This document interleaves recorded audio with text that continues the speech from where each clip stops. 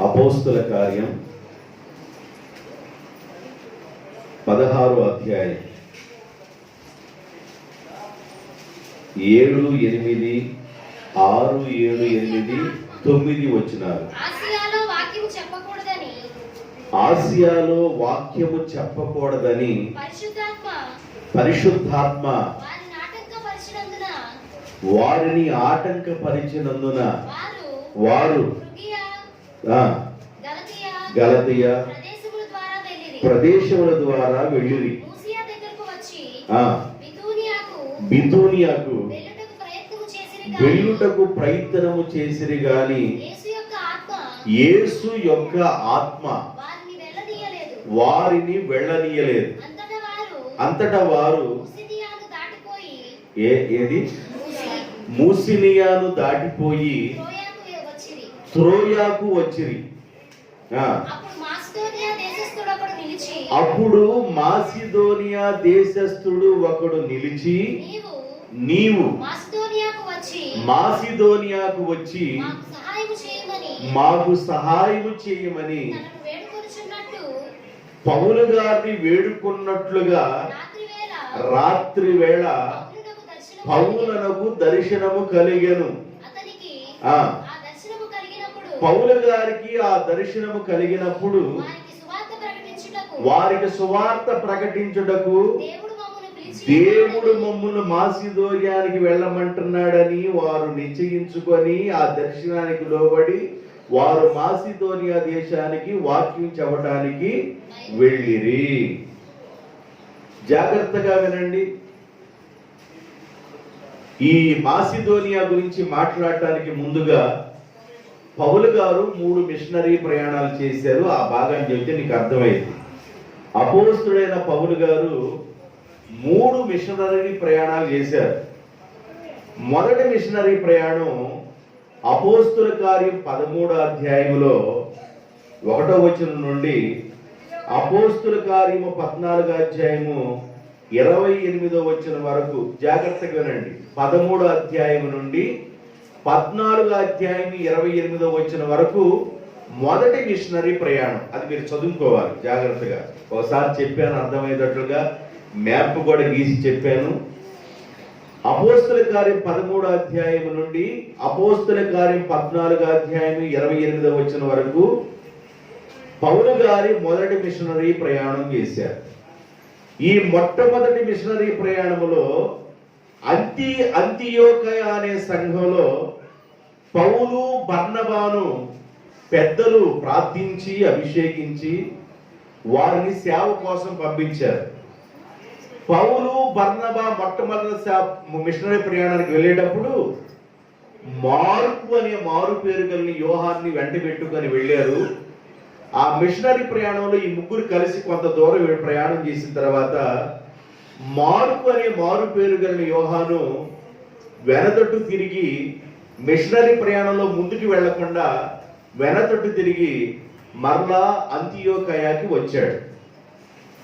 మొదటి మిషనరీ ప్రయాణం పౌలు బర్నబా చేసుకుని ముగించుకొని మరలా అంతియోకయాకు వచ్చారు. రెండో మిషనరీ ప్రయాణంలో పౌలు అంటాడు బర్నబాతో, మనం మరలా బయలుదేరి మిషనరీ ప్రయాణానికి వెళ్ళాలి అని అన్నాడు. అప్పుడు బర్నబా అన్నాడు, మార్కుని వెంట పెట్టుకొని తీసుకెళ్దాము అన్నాడు. మార్కు వద్దు అంటాడు పౌలు. మార్కు ఎందుకు వద్దు అంటాడంటే పౌలు ఆయన ఎప్పుడు వెనక్కి వెళ్ళిపోతాడో, ఎప్పుడు ఏది చేస్తాడో తనకు అర్థం కాదు.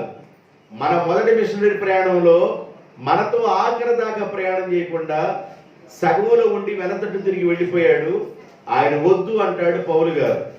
అయితే బర్నబా మాత్రం ఆయన కావలసిందే, ఆయన తీసుకుని వెళదామంటాడు. వీళ్ళిద్దరిలో వాదన వచ్చింది. ఎవరిద్దరిలో? పౌలు గారిలోను బర్నబాలోను ఇద్దరిలో వాదన పుట్టి బర్నబా అన్న ఆయన మార్కుని వెంట పెట్టుకుని వెళతాడు సెకండ్ మిషనరీ ప్రయాణానికి. అయితే గమనించండి, బర్నబాకి మార్కు బంధువు. కనుక బంధువుని వదలలేక, బంధువుని విడిచిపెట్టలేక ఆయన ఏం చేశాడంటే ఆయన వెంట పెట్టుకుని వెళ్ళిపోయాడు. సేవలో బంధువు, సేవలో మరొకటి అనే విషయాన్ని చూడకూడదు. దేవుని చిత్తాన్ని ఎవరు చేస్తున్నారు, దేవుని చిత్తానికి ఎవరు లోబడుతున్నారో వాళ్ళని చూసుకోవాలి. దేవుని ప్లాన్ ఎవరి పట్ల ఉందో. యాకోబుకి 12 మంది పిల్లలు ఉన్నారు, కానీ దేవుని ప్లాన్ యేసేరు మీద ఉంది. దేవునికి స్తోత్రం, హల్లెలూయా. అబ్రహాముకి ఇష్మాయేలు పుట్టాడు, ఇస్సాకు పుట్టాడు. దేవుని ప్లాన్ ఇస్సాకు మీద ఉంది. అర్థమవుతుందా? ఇస్సాకి యాకోబు పుట్టాడు, యేసేరు పుట్టారు. దేవుని ప్లాన్ యాకోబు మీద ఉంది. దేవుడికి ప్లాన్ ఉంటది. ఎవరిని ఆయన ప్రణాళికలో నడిపించాలో ఆయనకు ఒక ప్రణాళిక బద్ధంలో తన బిడ్డలు నడిపిస్తూ ఉంటాడు. పౌలు గారు రెండో మిషనరీ ప్రయాణంలో ఏం చేశాడంటే, బర్నబా మార్కుని వెంట పెట్టుకుని వెళ్ళాడు. పౌలు గారు పౌలు శీల ప్రార్థన చేశారంటామే, ఆ శీలని వెంట పెట్టుకొని రెండో మిషనరీ ప్రయాణంలో పౌలు గారు ప్రయాణం చేశారు. అపోస్తుల కార్యం 15వ అధ్యాయము 36వ వచనంలో ప్రారంభమయ్యి 18వ అధ్యాయం 22వ వచనంలో వరకు, అపోస్తుల కార్యం 15వ అధ్యాయము 36వ వచనం దగ్గర నుండి అపోస్తుల కార్యం 18వ అధ్యాయం 22వ వచనం వరకు రెండో మిషనరీ ప్రయాణం జరిగింది. గుర్తుపెట్టుకోండి. మీరు బైబిల్ మీద అండర్లైన్ చేసుకొని మీరు గీసుకొని ఉంటే అక్కడే ఉంటాయి. ఆ బైబిల్ మీ దగ్గర ఉండింది కనుక. మరి కొత్త బైబిల్ రాగలే మళ్ళీ మిషనరీ ప్రయాణాలు ఎప్పుడో మీకు అర్థం కావు. రెండో మిషనరీ ప్రయాణం 15వ అధ్యాయము 36వ వచనంలో స్టార్ట్ అయ్యి 18వ అధ్యాయము 22వ వచనంలో ముగిసింది. మూడవ మిషనరీ ప్రయాణం ఎప్పుడు జరిగిందంటే, అపోస్తుల కార్యం 18వ అధ్యాయము 23వ వచనంలో స్టార్ట్ అయ్యి 21వ అధ్యాయము 17వ వచనంలో ముగిసింది. ఈ గుర్తుపెట్టుకోండి. ఇప్పుడు నేను మీకు చదివించిన వాక్యం మాసిదోనియా గురించి మీకు చెప్పాలని చదివించాను. మొట్టమొదటి మిషనరీ ప్రయాణం అయిపోయింది. ఇప్పుడు రెండో మిషనరీ ప్రయాణానికి పౌలు శీల కలిసి ప్రయాణమై వెళ్ళారు. వెళుతున్నప్పుడు వారు కొన్ని ప్రదేశాలు తిరుగుతున్నారు. అయితే దేవుని ఆత్మ ఆ ప్రాంతానికి వెళ్ళొద్దు, ఈ ప్రాంతానికి వెళ్ళొద్దు, ఈ ప్రాంతానికి వెళ్ళకూడదు, ఆ ప్రాంతానికి వెళ్ళని దేవుని ఆత్మ వారిని నడిపిస్తుంది. ఎవరిని? పౌలు గారిని, శీలని. ఈ పౌలు శీల ఆసియాకి రావాలనుకున్నారు. ఆసియా ఖండం అంటే మందే.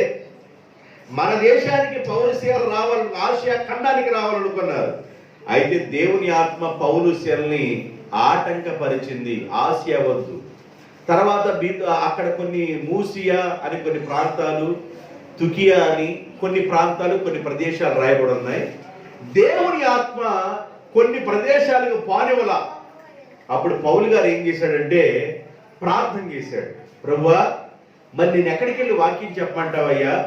ఏ ప్రదేశానికి వెళ్ళి వాక్యం చెప్పమంటావు నాయనని ఆ రాత్రి ప్రార్థన చేసినప్పుడు ఆయనకు ఒక దర్శనం వచ్చింది. దర్శనం ఏమన్నా ప్రార్థనలో వచ్చింది, నిద్రపోయేటప్పుడు ఏమైనా కళ్ళ వచ్చింది. దేవునికి స్తోత్రం. ప్రార్థనలో మాగన్నగా వెళ్ళిపోతాం, దర్శనం వచ్చింది. నిద్రలోనేమైనా కళ్ళ వచ్చింది. ఈయనకి దర్శనం వచ్చింది. ఆ దర్శనంలో మాసిదోనియాలో ఉన్న ఒక మనుషుడు వచ్చి, అయ్యా నీవు మా ప్రాంతం వచ్చి వాక్యం చెప్పయ్యా, మాకు సహాయం చేయయ్యా, మమ్ములను మరి దేవుళ్ళలోకి నడిపించడానికి మీరు రావాలి అని ఒక మనుషుడు వచ్చి, మాసిదోనియా దేశస్థుడు ఒక వ్యక్తి వచ్చి పౌలు గారిని వేడుకున్నట్లుగా ఆ దర్శనంలో పౌలు గారు చూశాడు. చూసిన వెంటనే ఆయనకి తెప్పరిల్లుకొని, శీలా, దేవుడు మనల్ని మాసిదోనియాకి వెళ్ళమంటున్నాడు. దేవునికి స్తోత్రం, హల్లెలూయా. సేవ ఇష్టానుసారంగా ప్రారంభించకూడదు. సేవ దర్శనం ప్రకారం ప్రారంభించబడింది. దేవునికి స్తోత్రం. సేవ ఇష్టానుసారంగా ఉండకూడదు. కొంతమంది సేవ ఎలా ఉండిద్దంటే, ఏ కులానికి ఆ పాస్టర్ని పెట్టుకుంటారు, ఏ క్యాస్ట్ వాళ్ళు ఆ క్యాస్ట్ పాస్టర్ని పెట్టుకొని అలాగా ఇది మా సేవ అండి, ఇది మా కులం అండి, ఇది మా సేవ అండి అని అలాగుంటారు. సేవ అది కాదండి. సేవ అనేది దర్శనం ప్రకారం జరగాలి. దేవుడు పిలవాలి, దేవుడు దర్శనాన్ని ఇవ్వాలి. దేవుడు పిలిచినప్పుడు, దేవుడు దర్శనాన్ని ఇచ్చినప్పుడు ఆ పిలుపుకి, ఆ దర్శనానికి ఎవరైతే లోబడతారో ఆ సేవని దేవుడు డెవలప్ చేస్తాడు. దేవునికి స్తోత్రం. పౌలుకి దర్శనంలో మాసిదోనియా వ్యక్తి వచ్చేసి మా ప్రాంతానికి రాయాలని పిలిచినప్పుడు వాళ్ళు అప్పటికే కన్ఫ్యూజన్ లో ఉన్నారు. అంతకుముందు కన్ఫ్యూజన్ లో ఉన్నారు. ఎటు వెళ్ళాలి? ఆసియాకి వెళ్ళాలా, లేకపోతే ఇంకో ప్రాంతానికి వెళ్ళాలా, మరొక ప్రాంతానికి వెళ్ళాలా, ఏ ప్రాంతానికి వెళ్ళాలని ఆ కన్ఫ్యూజన్ లో ఉన్నప్పుడు దేవుని ఆత్మ ఆ కన్ఫ్యూజన్ నుంచి విడిపించి మీరు మాసిదోనియాకి వెళ్ళండి అని పరిశుద్ధాత్మ దేవుడు మాసిదోనియాలోకి వెళ్ళమని వాడికి రూటుని సరళం చేశారు, మార్గాన్ని సరళం చేశాడు పరిశుద్ధాత్మ దేవుడు. ఇప్పుడు శీల, పౌలు గారిద్దరు కలిసి మాసిదోనియా దేశానికి వెళ్ళటానికి, దేవుని యొక్క దర్శనానికి వారు లోబడ్డారు. దేవునికి స్తోత్రం. దేవుడు ఏదైనా ఒక దర్శనాన్ని ఇచ్చినప్పుడు ఆ దర్శనానికి మనం లోబడాలి. ఆ దర్శనానికి మనం లోబడి ముందుకు వెళ్తున్నప్పుడు చాలా కష్టాలు వస్తాయి, ఎదురు దెబ్బలు వస్తాయి, నిందలు వస్తాయి, అవమానాలు వస్తాయి, కరువు వచ్చింది, వస్త్రహీనత వచ్చింది, ఎన్నో కష్టాలు మన మీదకి వస్తాయి. అయ్యా, నీకు నమ్మకంగా నడుస్తున్నాం కదా, నీకు ఇష్టాన్ని చేసే నడుస్తున్నాం కదా, మరి నీ ఇష్టంలో మేము నెరవేరుస్తున్నాం కదా, మాకెందుకు నాయన ఈ ఇబ్బందులు, మాకెందుకు నాయన ఈ కష్టాలు అందుకోవడానికి లేదు. ఈ కష్టాలు గుండా నువ్వు వెళుతున్నావంటే దాని అర్థం ఏంటంటే ఈ కష్టాలలో నుండి దేవుడి నిన్ను ఆశీర్వాదంలోకి నడిపిస్తాడు. ఈ కష్టాలలో నుండి నిన్ను ఆశీర్వాదం నడిపిస్తాడు.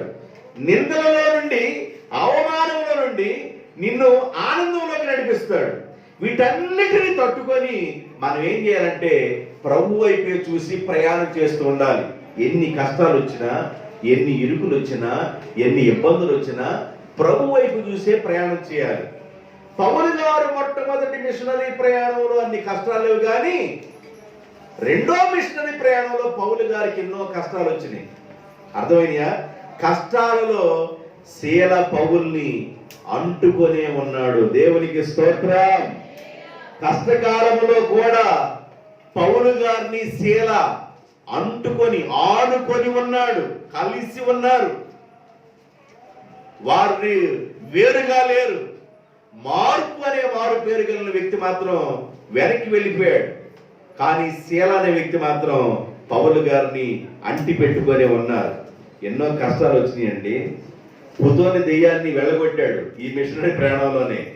ఆ దెయ్యాన్ని వెళ్ళగొట్టాడని గ్రామ పెద్దల దగ్గరికి ఆమె భర్త వెళ్ళి, అయ్యా, నా భార్య సోది చెప్పుకొని ఎట్టగో బ్రతుకుతుందయ్యా, ఆ సోది చెప్పుకునే ఆ బ్రతికే ఈవిని ఆవులో నాకు వెళ్ళగొట్టారయ్యా, ఇదే పెద్ద పొరపాటు జరిగింది అన్నట్టు చెబితే పౌలు శీలను పెద్ద పొరపాటు చేశారని కొట్టి వాళ్ళని ఎక్కడేశారంటే చెరసాలు వేశారు.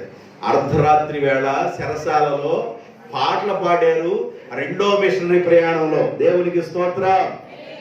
రెండో మిషనరీ ప్రయాణంలో ఎన్నో కష్టాలు వచ్చినాయి. వాళ్ళ కొట్టిన దెబ్బలకి రక్తం కారింది, రక్తం తుడుచుకుంటూ ఉన్నారు. ఆ మిషనరీ ప్రయాణంలోనే చెరసాల నాయకుడు రక్షింపబడ్డాడు. దేవునికి స్తోత్రం. చెరసాల నాయకుడు రక్షింపబడ్డాడు. కాబట్టి ఎన్నో శ్రమలు వచ్చినాయి, ఎన్నో ఇరుకులు వచ్చినాయి. ఎన్ని శ్రమలు వచ్చినా, ఎన్ని ఇరుకులు వచ్చినా వారు రెండో మిషనరీ ప్రయాణంలో ముందుకు కొనసాగుతూనే ఉన్నారు. అయితే ఇప్పుడు మాసిదోనియా ప్రాంతానికి వెళ్ళి వారు వాక్యాన్ని బోధించిన తర్వాత వాక్యాన్ని నమ్మి అంగీకరించి అనేక మంది దేవుని బిడ్డలుగా మార్చబడ్డారు, ఆయన శిష్యులుగా మార్చబడ్డారు. దేవునికి స్తోత్రం. ఒక సంఘం ఏర్పడిందండి మాసిదోనియా ప్రాంతంలో. అనేక మంది రక్షింపబడ్డారు. ఒక దైవజనుడు అడుగు పెట్టడం ద్వారా దైవజనుడు దేవుని దర్శనానికి లోబడి దైవజనుడు వెళ్ళటం వల్ల చీకటిలో ఉన్న ప్రాంతం, చీకటిలో ఉన్న ప్రజలు వెలుగును చూశారు, వారు రక్షించబడ్డారు. అయితే పిలుపుకు లోబడటం అనేది చాలా ప్రాముఖ్యమైంది. దేవుడు ఎన్నోసార్లు మీతో మాట్లాడుతూ లోబడండి అని చెప్పాడు. ఎన్నోసార్లు మీతో మాట్లాడుతూ ఎంతకాలం ఉంటావు రక్షింపబడటానికి, ఎంతకాలం ఉంటావు బాప్తిసం తీసుకోవడానికి, నా మాట విను, నా మాట విని మీకు దేవుడిగా ఉంటానని లోబడటానికి దేవుడు అవకాశాన్ని ఇచ్చాడు. చాలా మంది లోబడి వెంటనే ఆయన మాటకు లోబడి ఆయనలో సాగేవాళ్ళు ఉన్నారు. లోబడకుండా జీవితాల్ని అలాగ తీసుకెళ్ళిపోయి ముగించుకునేవాడు కూడా ఉన్నారు. అయితే దేవుని బిడ్డలారా, ఈయన లోబడ్డాడు, ఈయన లోబడ్డాడు. దేవునికి స్తోత్రం, హల్లెలూయా. ఈయన లోబడ్డాడు. నేను చెప్పకముందే నువ్వు అప్పుడు తెలివిగలను పెట్టబోతావు అనమాట.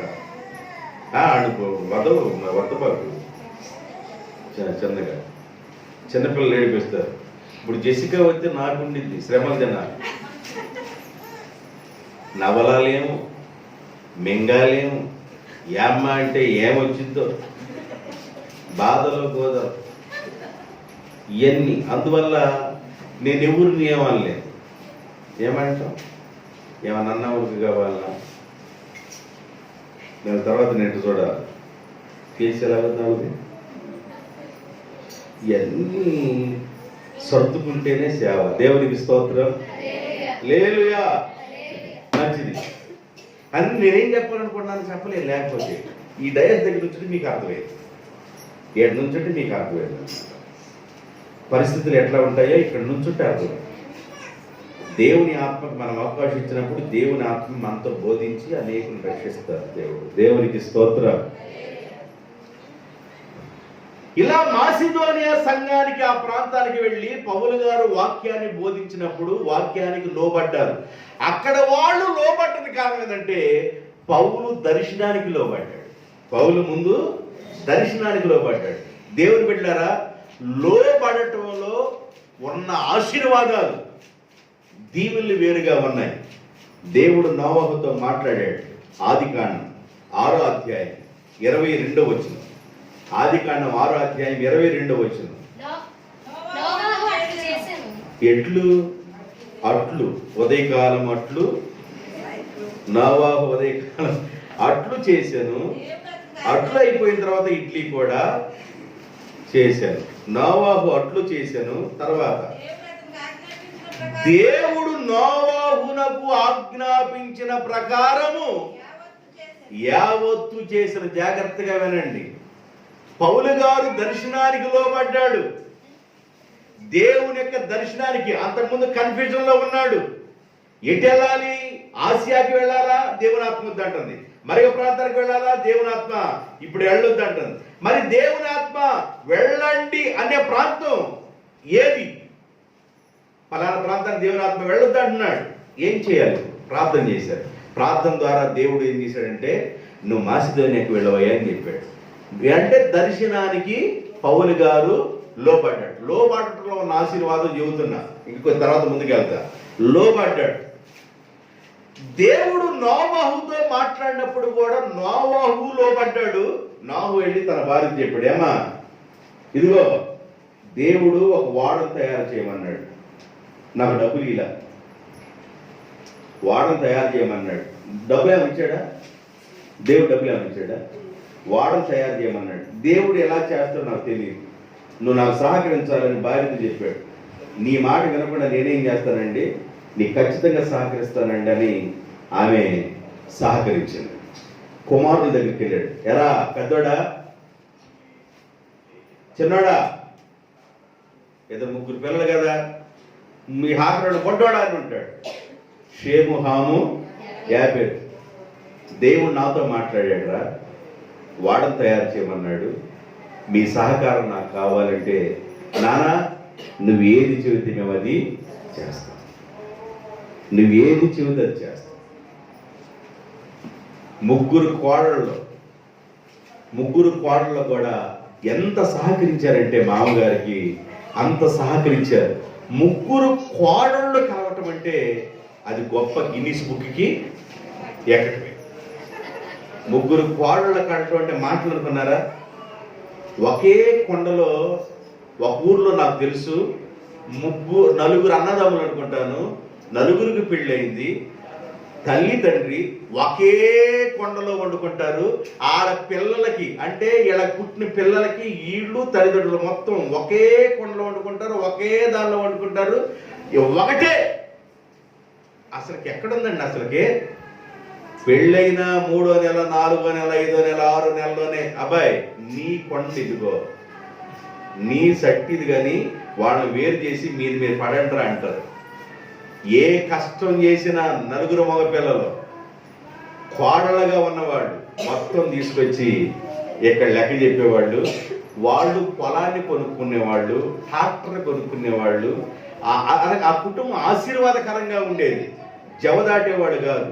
ఐక్యమత్యమే మహా బలం అన్నట్లుగా చాలా జాగ్రత్తగా ఉండే కుటుంబం అన్నమాట. నోవాహు కోడళ్ళు కూడా మామగారి మాట విన్నారు, భర్త మాట విన్నారు. అంటే నోవాహు యొక్క కోడళ్ళు వాళ్ళ కుమారుల మాట కూడా విన్నారు. భార్య ఆయన మాట వింది.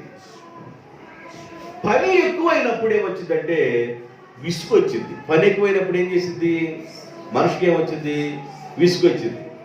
ఏమ్మా చిట్టిరికి పట్టారా? ఏడ నక నక మాడతాడు, చిట్టిరికి పట్టారా అంటాడేంది?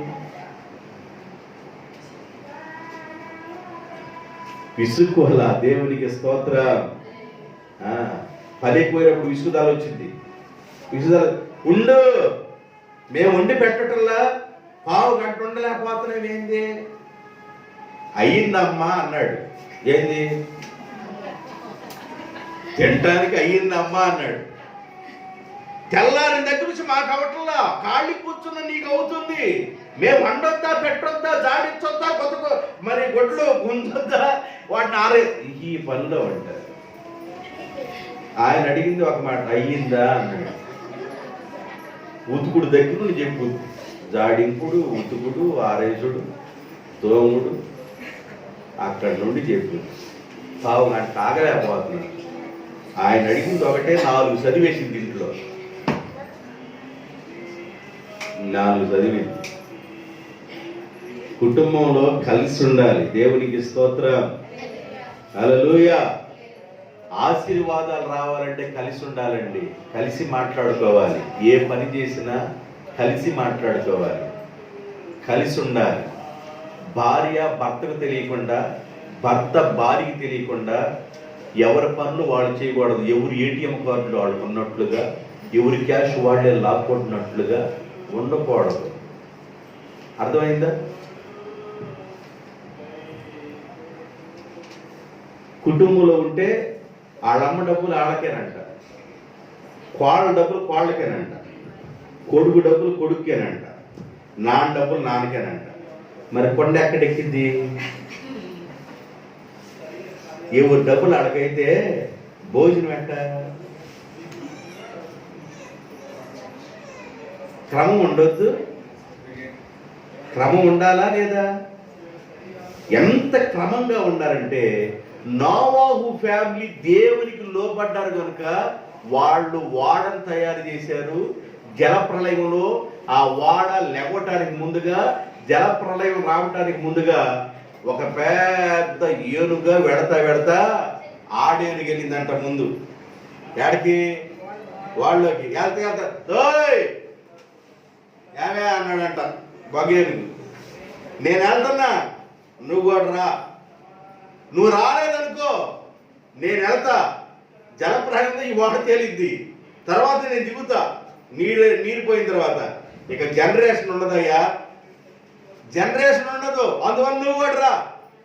నువ్వు కూడా వస్తే జనరేషన్ ఉండిద్ది. ఇప్పుడు ఏ జనరేషన్ గురించి మీరు ఆలోచిస్తున్నారు? శారీరక సంబంధమైన జనరేషన్ గురించి ఆలోచించబాకండి. ఆత్మ సంబంధమైన జనరేషన్ రావాలంటే భార్య భర్త ఇద్దరు అలవాటైతే వారి పుట్టే పిల్లలు మనవాళ్ళు కూడా ఆ జనరేషన్ ఏమవుద్దంటే వారి పిల్లలు కూడా అలవాటైపోతుంది. మా తాత ప్రార్థన చేశాడు, మా నాయనమ్మ ప్రార్థన చేసింది, మా అమ్మమ్మ ప్రార్థన చేసింది, వాళ్ళ ప్రార్థన వాడు చేశారు కనుక నేను కూడా వెళ్ళాలని పిల్లలకి తర్వాత జనరేషన్ లో మార్పు వచ్చింది. దేవునికి స్తోత్రం.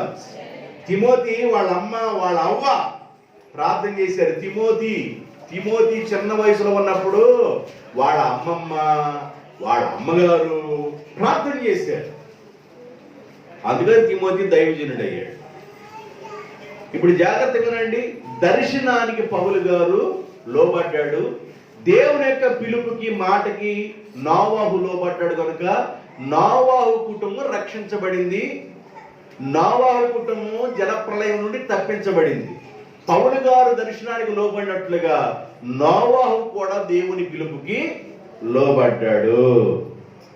మరొక మాట, ఆదికాండం 12వ అధ్యాయము 4వ వచనం. 12వ అధ్యాయము 4వ వచనం.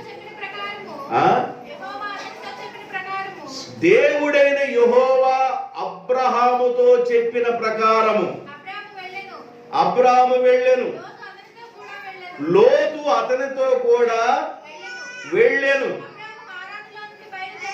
అబ్రహాము హారానులో నుండి బయలుదేరినప్పుడు అతని వయసు 75 సంవత్సరాల వాడు.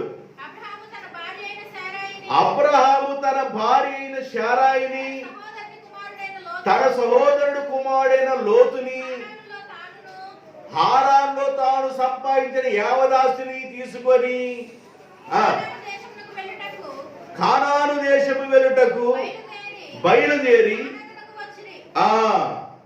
అబ్రహాము దేవుని యొక్క స్వరానికి, ఆయన పిలుపుకు లోబడ్డాడు కనుక అబ్రహాముని దేవుడు వెండి, బంగారము, పశువులు, 318 మంది పనివాళ్ళనిచ్చి గొప్పగా దేవుడు అబ్రహాముని ఆశీర్వదించాడు. అబ్రహాము దేవుని యొక్క మాటకు లోబడ్డాడు. అబ్రహాం, నువ్వు బయలుదేరి అబ్రహాం, నీ తండ్రి ఇంటిని, నీ బంధువులను విడిచి నేను చూపించే ప్రాంతానికి నీవు రా, నేను నిన్ను ఆశీర్వదిస్తా, నిన్ను దీవించు వారిని నేను దీవిస్తా, నిన్ను దూషించు వారిని నేను శపిస్తా, నువ్వు రా నా మాట వినంటే అబ్రహాము దేవుని యొక్క మాటకి లోబడి ప్రయాణం చేస్తున్నాడు. దేవునికి స్తోత్రం, హల్లెలూయా. లోబడి ప్రయాణం చేస్తున్నాడు. అబ్రహాము లోబడ్డాడండి దేవుని మాటకి. అబ్రహాము దేవుని పిలుపుకు లోబడ్డాడు. అబ్రహాము దేవుని మాటకి, దేవుని పిలుపుకి లోబడ్డాడు కనుకే అబ్రహామును దేవుడు ఆశీర్వదించాడు.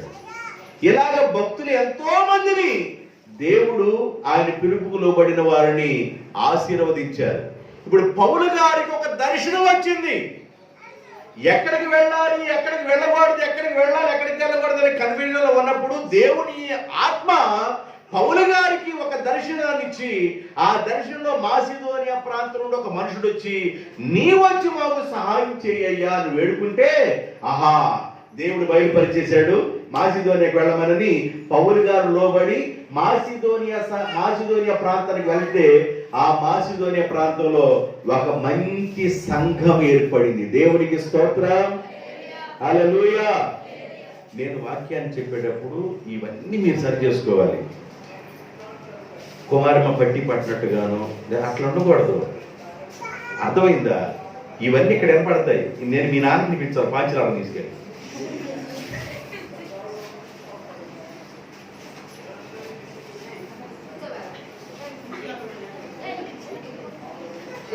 పిల్లలు తిరుగుతారు, పిల్లలు సహజం. నా మనవరాలు కాదు, మీ పిల్లలు కాదు, అనుకోవాలి కాదు, ఎవరైనా తిరుగుతారు. నేను పదే చెప్తున్నా. ఆ తిరిగేటప్పుడు ఏమైందంటే నా మైండ్ సెట్ నేనేం చెప్పాలంటే అట్లా పక్కకి వెళ్ళిపోద్ది. దయచేసి అర్థం చేసుకోండి. మీరు ఇక్కడ లేకపోతే కొబ్బరి చెట్టు తినకుండా వాక్యం 250 ఆంపియర్ల కమ్మ వినపడుతుంది. ఏ కంగారు నేనేం అనుకోను. ఎందుకంటే ఒక్కోసారి పిల్లలు ఏం చేస్తారంటే అక్కడ ఎడకే పదా ఆడకే పదా, మరి ఆడకపోతే గురి కొట్టలేదు, ఆడకే పా,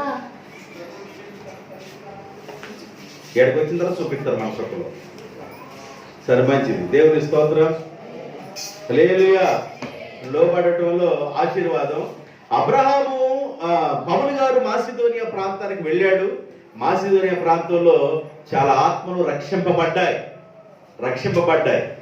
రక్షణ పొందిన ఆత్మలు ఎలాంటి వారో తెలుసా? మాసిదోనియా ప్రాంతంలో రక్షింపబడిన వారు ఎలాంటి వారో మీకు ఒక విషయం చెప్తాను. రోమీయులకు రాసిన పత్రిక 15వ అధ్యాయం 26వ వచనం. రోమీయులకు రాసిన పత్రిక 15వ అధ్యాయము 26వ వచనం. ఏలయనగా యెరూషలేములో ఉన్న పరిశుద్ధులలో బీదలైన వారి నిమిత్తము మాసిదోనియా వారును అకయా వారును కొంత సొమ్ము సందావేనిష్టపడిరి. అందరు నాతో చెప్పండి. యెరూషలేములో ఉన్న పరిశుద్ధులైన పేదవారి కోసం మాసిదోనియా వారు సహాయం చేసిరి. యెరూషలేములో ఉన్న పరిశుద్ధులైన పేదలు, పరిశుద్ధులే వాళ్ళు, పేద పరిస్థితుల్లో ఉన్న వాళ్ళ కోసం మాసిదోనియా సంఘం వారు కొంత సహాయం చేసిరి. ఇప్పుడు జాగ్రత్తగా వినండి. మాసిదోనియాలో ఉన్నవారు సహాయం చేయటానికి వాళ్ళు ధనికులా, వాళ్ళు బాగా డబ్బున్న వాళ్ళు బాగా డబ్బున్న వారైతే యెరూషలేములో ఉన్న పేదవాళ్ళ కోసం వాళ్ళు సహాయం చేశారా అని బైబిల్ చదివితే వారు అంత ఆస్తిమంతులేమి కాదు. అంత ఆస్తిమంతులు కాదు. వాళ్ళు పేదల్లో మరీ పేదలంట, అంటే నిరుపేదలు. పేదల్లో మరీ పేదలంటే నిరుపేదలు. వాడి గురించి చూడండి ఒకసారి. రెండో కొరింథీ రాసిన పత్రిక 8వ అధ్యాయము 1-2 వచనాలు. సహోదరులారా, మాసిదోనియా సంఘమునకు అనుగ్రహింపబడి ఉన్న దేవుని కృపను గూర్చి మీకు తెలియజేస్తున్నాను.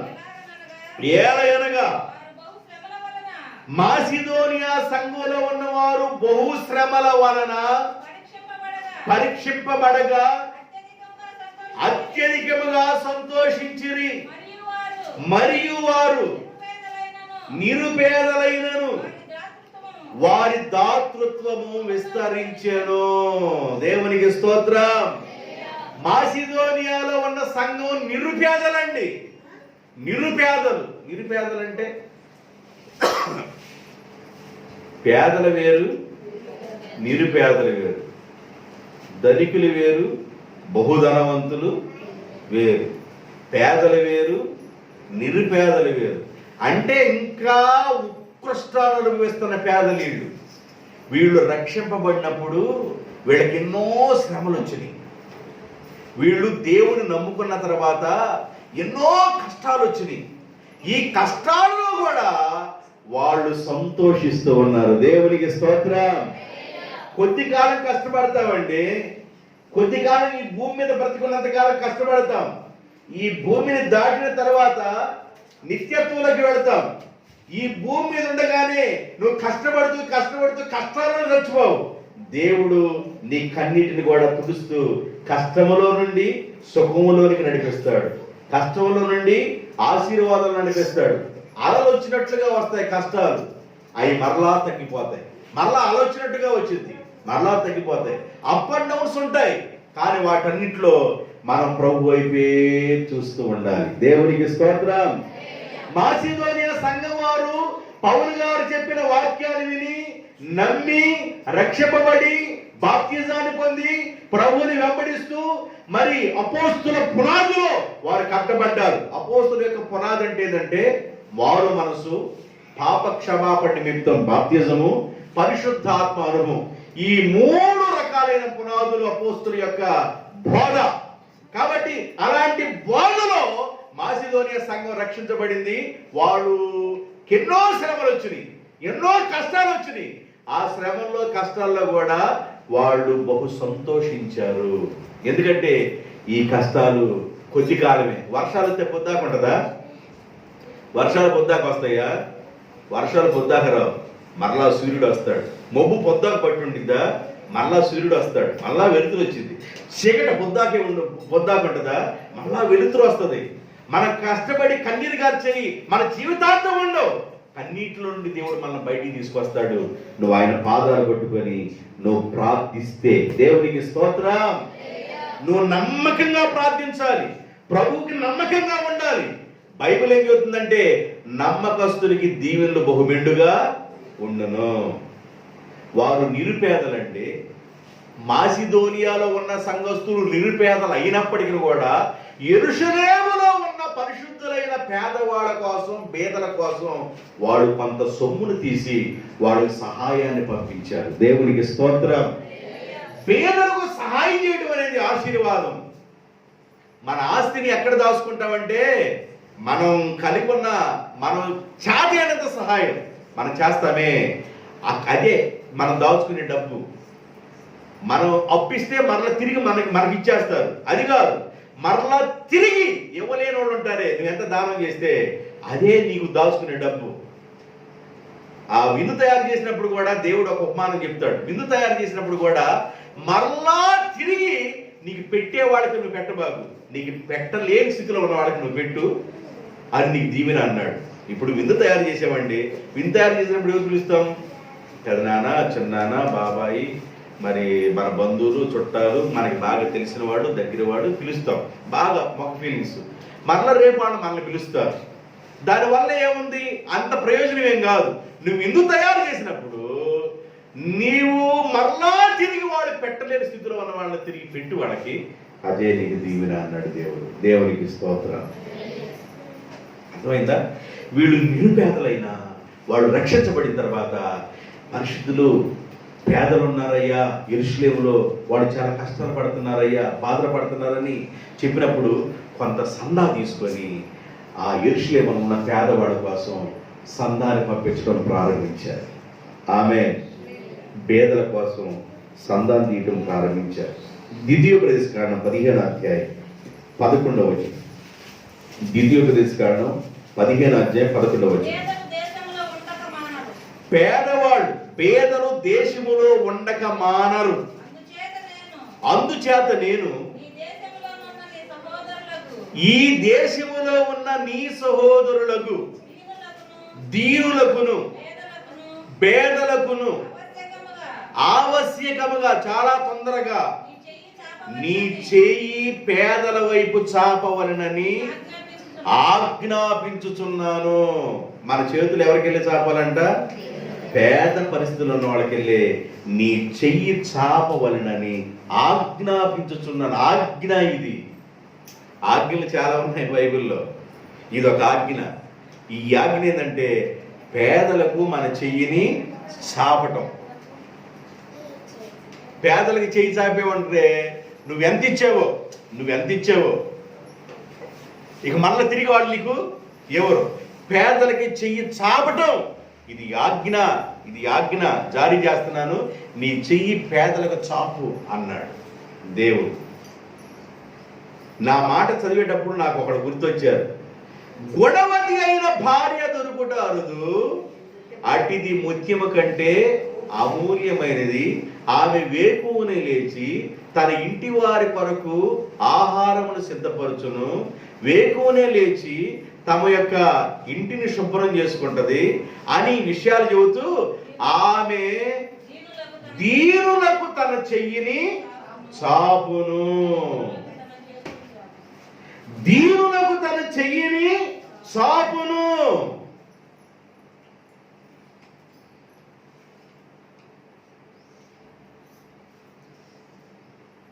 గుణవతి అయిన భార్య యొక్క లక్షణం దీనులకు, పేదవాళ్ళకి తన చెయ్యిని చాపిద్దండి. ఎందుకు తెలుసా? ఆ గుణవతి యొక్క ఆ మైండ్ ఆమెకి ఎందుకు వచ్చింది తెలుసా?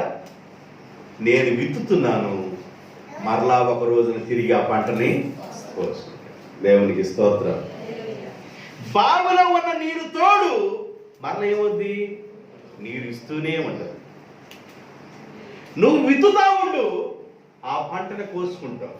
నీ ఆహారం నిలవెలవై కొన్ని దినాల తర్వాత మరలా తిరిగి నీ దగ్గరికి వచ్చి నువ్వేమి సహాయం చేయలే, మరలా నీకు ఎలా వచ్చింది ప్రమోషను?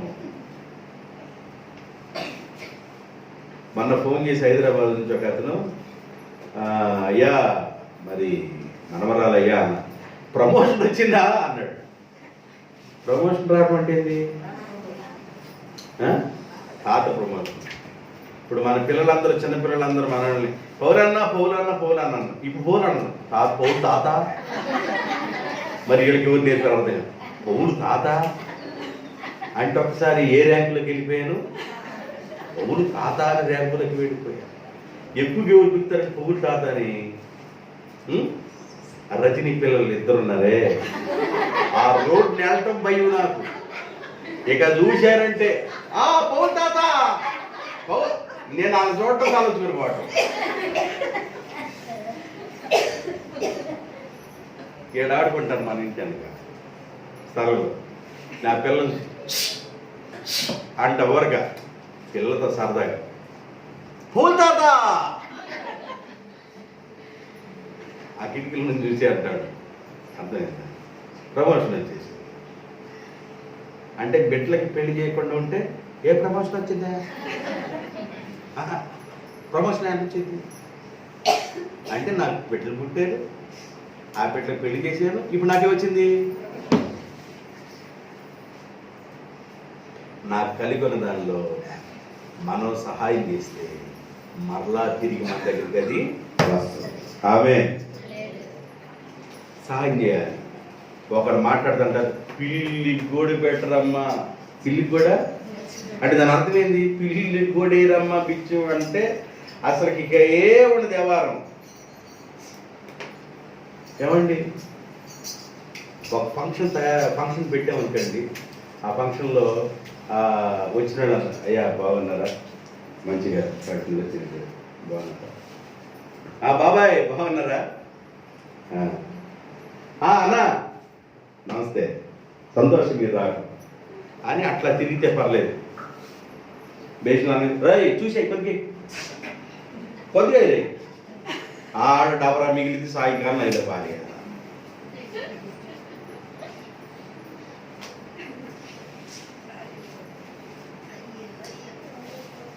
అయ్యో అయ్యో అయ్యయ్యో అర్థమైందా? మనం పెట్టడం నేర్చుకోవాలండి. దేవునికి స్తోత్రం.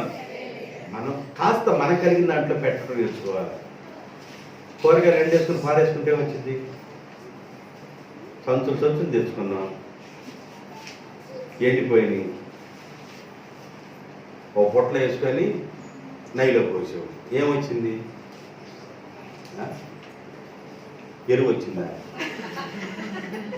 ఏమొచ్చింది అంటున్నా, నైలో నుండి ఎరువు వచ్చిందండి.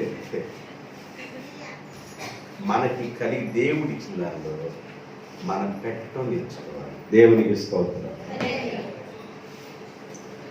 ఆమె దీనులకు చెయ్యి చాపును, దరిద్రులను పట్టించుకుంటుంది. చేతైనంత వరకు మనం చేయలేని చేయలేం, మన వల్ల కానీ మనం చేయలేం. మనకి చేతైన దానిలోనే మనం చేయగలిగి ఉన్నదే చేస్తే అది మన పిల్లలకి దీవెనగా మారింది. ఆమేన్, హల్లెలూయా.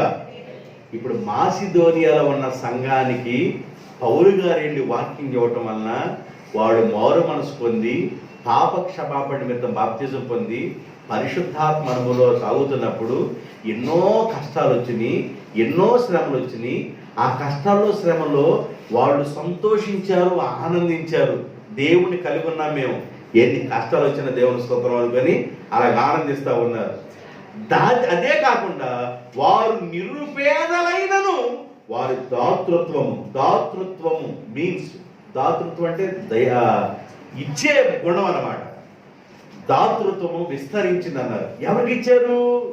ఎవరికి ఇచ్చారంటే యెరూషలేములో ఏళ్ళ ముక్కు మొహం ఆడకి తెలీదు, ఆడ ముక్కు మొహం ఏళ్ళకి తెలీదు, ఏళ్ళ ముక్కు మొహం ఆడకి తెలీదు, వాళ్ళ ముక్కు మొహం ఏళ్ళకి తెలీదు. నిరుపేదలైన వారు పేదలైన పరిశుద్ధుల కోసం, యెరూషలేములో ఉన్న వాళ్ళ కోసం వీళ్ళు సహాయం చేశారు. మాసిదోనియాలో ఉన్న సంఘం ఎంత బలం పొందిందో. దేవుని సేవకుడు వాక్యం బోధించి సంఘం కట్టబడిన తర్వాత దేవుని సేవకుడు దర్శనం ద్వారా పిలువబడాలి. ఆమేన్. దర్శనం ద్వారా సేవకుడు పిలువబడినప్పుడు, దర్శనానికి సేవకుడు లోబడినప్పుడు అక్కడ కట్టబడే సంఘం చాలా పుష్టిగా బలముగా ఉండిద్ది, ఆశీర్వాదకరంగా ఉండిద్ది. ఇప్పుడు 2 మాటలు చెప్పాను మీకు. లోబడటంలో ఉన్న దీవెన, రెండోది ఇవ్వటంలో ఉన్న ఆ దీవెన. ఆ ఇవ్వటంలో ఉన్న దీవెన ఇంకొక రెఫరెన్స్ నేను మీకు చూపిస్తాను.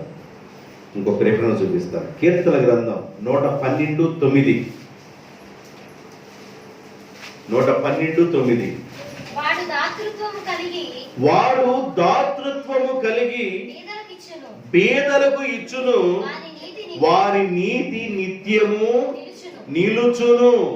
వాడు దాతృత్వం కలిగి పేదలకిచ్చును, వారి నీతి నిత్యము నిలుచును. పేదలకు చేయి చాపటం వలన, పేదలకు ఇవ్వటం వలన వారి నీతి నిత్యము నిలుచును. వారి నీతి నిత్యము నిలుచును.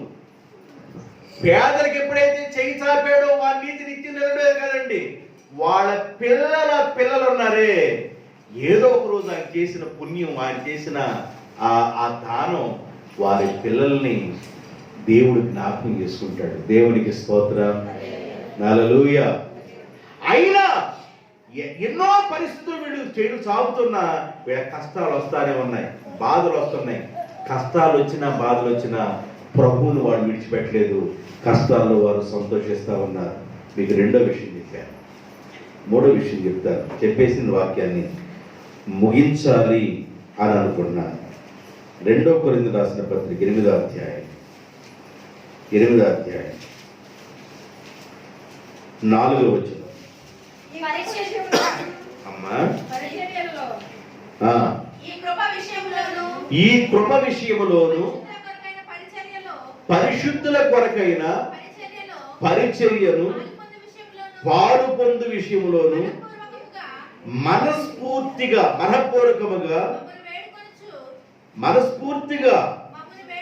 మమ్మల్ని వేడుకొనుచు వారు సామర్థ్యము కొలదియే గాక సామర్థ్యము కంటే ఎక్కువగా తమంతట తామే ఇచ్చిరి.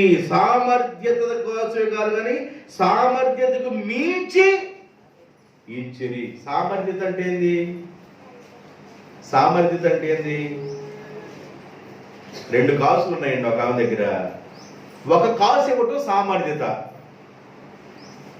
2 కాసులు ఉన్నాయి, 2 కాసులు ఉన్న ఆమె ఒక కాసు ఇవ్వటం ఆమె సామర్థ్యత. 2 కాసులు ఇవ్వటం సామర్థ్యానికి మించి ఇక చల్లారితే ఏం లేదు. యేసు ప్రభు కానుకల బాక్స్ దగ్గర ఉన్నాడు. అందరూ కానుకలు వేస్తా ఉన్నారు. కానుకలు వేస్తున్నారు అందరూ. కానుకలు వేసి వెళ్ళిపోయారు. యేసు ప్రభు అన్నాడు శిష్యులతో, వచ్చిన వాళ్ళు ఎక్కువ మంది కానుకలు, ఎక్కువ కానుక ఎవరేసి ఉంటారు అని అడిగారు. అడిగితే, అయ్యా పలానా ఆయన ఎక్కువ కానుక వేసాడయ్యా, పలానోళ్ళు ఎక్కువ కానుక ఇచ్చాడయ్యా. నేను మీతో ఒక మాట చెప్తాను నిన్ను. అది అక్కడ వృద్ధురాలు ఉంది ముసలామె. ఆమె సామర్థ్యతకు మించి ఆమె కానుకోవడం ప్రారంభించింది.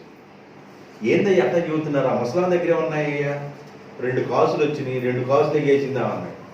అయ్యా ఆమె దగ్గర ఉంది 2 కాసులు ఆయన. తెల్లారితే ఆమె ఏమీ లేవు. ఆ 2 కాసుల్ని కూడా ఆమె ఏం చేసింది? కానుకేసింది. సామర్థ్యతకు మించి దేవునికి ఇవ్వాలని నేర్చుకోండి. దేవునికి నీవు ఇవ్వటం నేర్చుకుంటే, నువ్వు దేవునికి ఇవ్వటం నేర్చుకుంటే దేవుని దగ్గర నుండి ఎన్నో బహుమానాలను పొందుతావు. దేవునికి స్తోత్రం. దేవునికి ఇవ్వటం నేర్చుకోవాలి. నేను సంఘంలో పొగట్టడానికి, ఒకటి హెచ్చించడానికి నేను చెప్పట్లేదు, కానీ మనకి పూరి మందిరం దగ్గర ఉన్నప్పుడు దగ్గర నుండి కూడా సరళ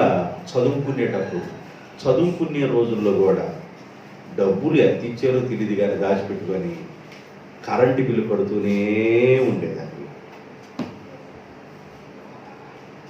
మందిరంలో ఎంత కరెంటు బిల్లు వస్తే అంత కరెంటు బిల్లు ఆ అమ్మాయి కడతానే ఉందంటే. చిన్న ఉద్యోగం చేసుకుంటూ కూడా వాళ్ళ నాన్న చెప్పింది, ఇదిగో ఈ డబ్బులు నువ్వు కదిలిపోకు, నేను ఇచ్చే డబ్బులు వాడుకో, ఈ డబ్బులు చర్చికే వెళ్ళాలా, నువ్వు ఒక్క రూపాయి కూడా అంటుకోకూడదంటే ఆ నాన్న భద్రంగా తీసుకొచ్చి మా అమ్మాయి ఇచ్చిందయ్యా అని తీసుకొచ్చి చెల్లేవాడు. వాళ్ళ అమ్మ తీసుకొచ్చి చెల్లేదు.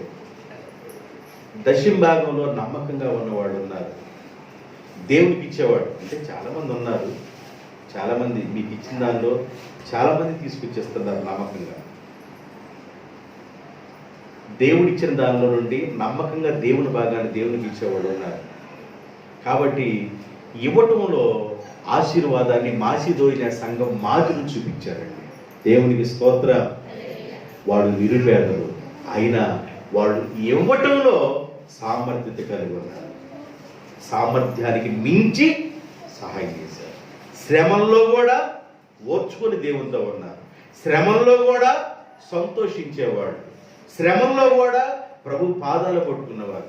మాసిదోనియా సంఘంలో చాలా చాలా విషయాలు ఉన్నాయి. ఇంకా మనం నేర్చుకోవాల్సినవి మీకు 2 విషయాలు 3 విషయాలు చెప్పాను. మాసిదోనియా సంఘం అంత బలంగా ఉండటానికి కారణం ఏంటంటే దేవుని దర్శనాన్ని బట్టి కట్టబడిన సంఘం అది. పౌలు గారు దేవుని దర్శనాన్ని బట్టి వెళ్ళాడు ఆ ప్రాంతానికి. దర్శనం ద్వారా వెళ్ళాడు కనుక అనేకులు రక్షించబడ్డారు. రక్షించబడిన వారు నిరుపేదలైనా కూడా వాళ్ళు పేదలకు సహాయం చేయడం నేర్చుకున్నారు.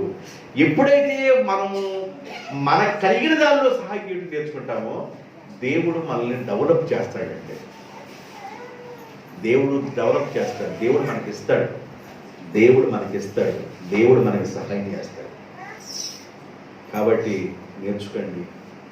మీకు కలిగి ఉన్న దానిలోనే నమ్మకంగా ఉండండి. అయితే నేను ఆఖరి కంక్లూషన్లో ఏం చెబుతున్నానంటే మీ జీవితాన్ని దేవునికి ఇవ్వండి. మీకు ఎంతకంటే త్యాగం ఇవ్వండి. దేవునికి స్తోత్రం. మీ జీవితాన్ని కానుకవ్వండి. అంటే దాని అర్థం ఏంటంటే బ్రతుకుట క్రీస్తే, నేను ఆయన కోసమే బ్రతుకుతానని నిన్ను నీవుగా సమర్పించుకొని నువ్వు రక్షింపబడితే, నీవే ఒక కానుకైపోతే, నీవే దేవుని కోసం ఒక కానుకగా మార్చబడితే నీ కానుకలో నుండి నీ కుటుంబంలోకి సువాసన వచ్చింది. నీ రక్షణలో నుండి నీ యజమానికి తాకింది. నీ రక్షణలో నుండి నీ బిడ్డలకు తాకింది. నీ రక్షణలో నుండి నీ పిల్లలకి ఆ వాసన తాకింది. కనుక రక్షణ పొందకుండా, మరి బాప్తిజాన్ని పొందకుండా ఉన్నవారులారా మీరే దేవునికి ఒక కానుక అవ్వండి. నేను మీకోసం ప్రార్థన చేయబోతున్నాను. తలవంచండి. తలవంచండి.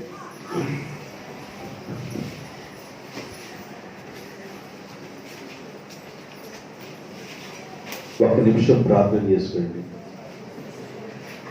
మీ మనసును అటు ఇటు పాలివ్వకండి. దేవుడు నిన్ను ప్రేమించి ఆరోగ్యాన్ని ఇచ్చాడు.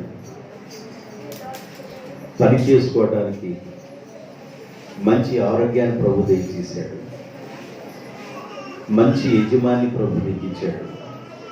మంచి కుటుంబాన్ని నీకు ఇచ్చాడు. మంచి బిడ్డలను దేవుడికి ఇచ్చాడు. నీవు ఈ రోజున దేవునికి కానుకగా మార్చబడితే నీ సువాసన నీ కుటుంబం మీదకి వెళ్ళింది. దేవుని కోసం బ్రతకాలనే తీర్మానం రావడం అనేది గొప్ప విషయం. నీ పిల్లలు దీవించబడాలని కోరుకుంటున్నావా? నీ పిల్లలు ఆశీర్వాదంలోకి రావాలని కోరుకుంటున్నావా? నీవు కానుకగా మార్చబడు. ఈ రోజున నీవు కానుకగా మార్చబడు. ఈ రోజున నువ్వు కానుకగా మార్చబడితే అదే నీకు ఆశీర్వాదం. దేవా, నేను కానుకైపోతున్నానయ్యా నీ సన్నిధానంలో. నీలో ఒక సువాసన బయలుదేరుతుంది. దేవుని బిడ్డలారా, నువ్వు నీవుగా దేవుని సమర్పించుకుంటే, సజీవ యాగముగా నిన్ను నీవే దేవుని కోసం సమర్పించుకున్నట్లయితే, అప్పగించుకున్నట్లయితే, మాసిదోనియాలో ఉన్న సంఘస్థులు దేవునికి తమను తామే అప్పగించుకున్నారు. నువ్వుగా అప్పగించుకున్నట్లయితే నీలో నుండి సువాసన బయలుదేరింది.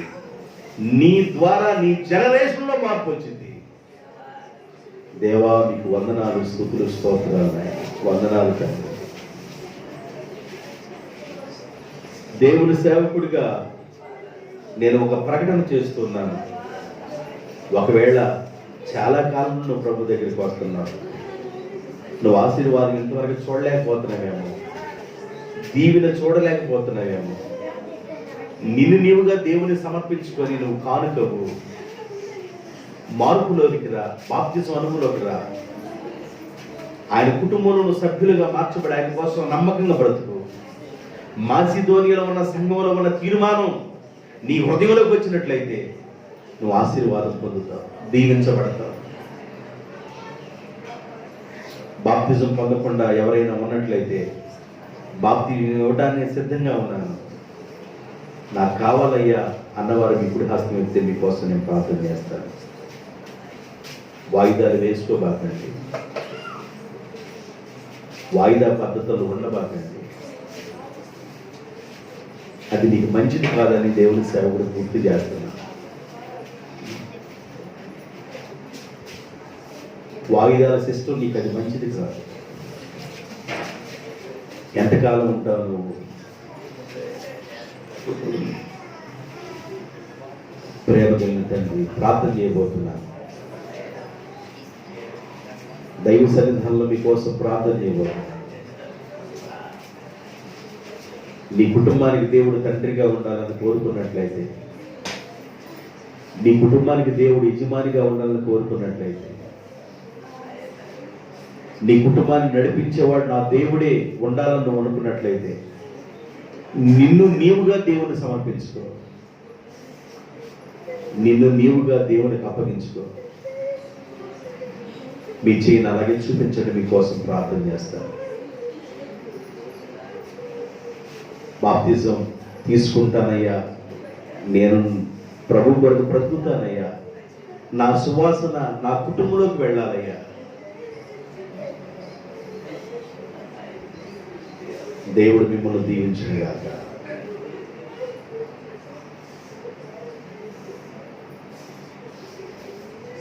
అందరూ ప్రార్థన చేస్తూ ఉండండి. తీసుకోవడానికి సిద్ధపడిన వాళ్ళు నుంచండి, మీకోసం ప్రార్థన చేస్తాను. అక్కడే మీ స్థలంలో నుంచండి, మీకోసం ప్రార్థన చేస్తాను. బాప్తిజం తీసుకోవాలి అని తీర్మానం చేసుకున్న బిడ్డలు మీరు నుంచండి, మీకోసం నేను ప్రార్థన చేస్తాను. చిన్న ప్రార్థన చేయండి. అందరూ ఎవరి కళ్ళు తెచ్చి చూడదు, చిన్న ప్రార్థన చేయండి. నా ప్రభువా, నా దేవా, నా రక్షకుడా, గొప్ప దేవా, ఈ రోజున మీ బిడ్డల కోసం ప్రార్థన చేస్తున్నానయ్యా. రక్షణ అనుభవంలో నాయన ప్రతి కుటుంబంలో ఈ రక్షణ అనుభవం కలిగి ఉండాలి నాయన. సంఘంలో మీ బిడ్డలు నాయన బలమైన యోధులుగా ఉండాలి ప్రభువా. బలమైన మీ సన్నిధి కాంతి ప్రకాశింపు చేయ్యా. మీ కొరకునైనా మీ బిడ్డల్ని మీ కృపలో దాయినైనా సాక్షులుగా ఉంచయ్యా. పరిశుద్ధాత్మ నింపుదలతో మీ బిడ్డలు నింపండి నాయన. మీ వెలుగు చేత నింపండి నాయన. ఎంతో కాలం నాయన వాయిదా వేసుకుంటూ వచ్చారు.